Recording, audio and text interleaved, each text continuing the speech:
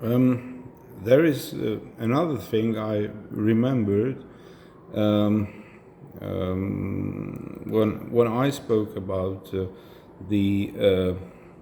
mental processes that are connected to expectancy violation and basically anything that we can call like conflict,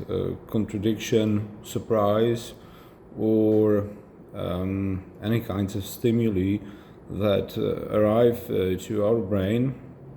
and that the brain somehow has to deal with. My main assumption in terms of text perception, and specifically this domain of text perception, is that there is basically no distinction, qualitative distinction between how these reactions are or work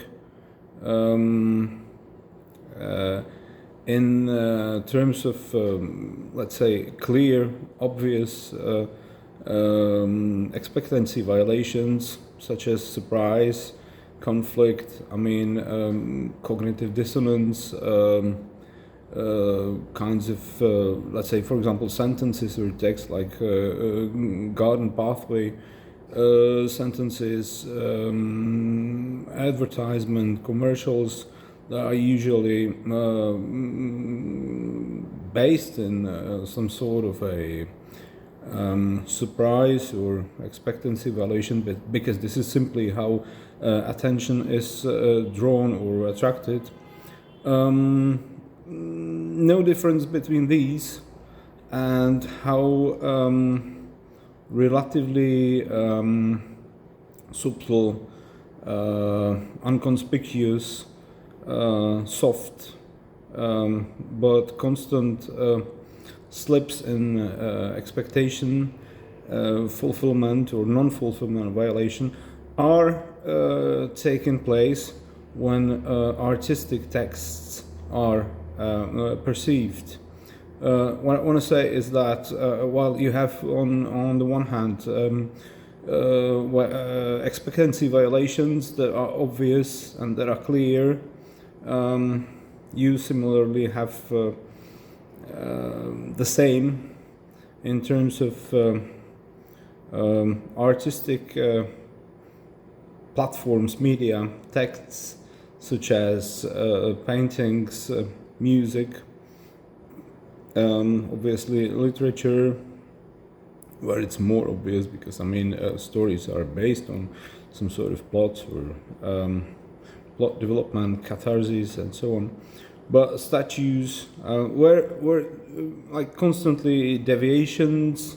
from the norm are present,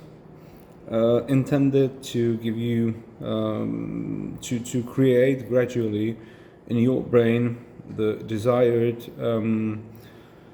artistic or ideally aesthetic feeling experience,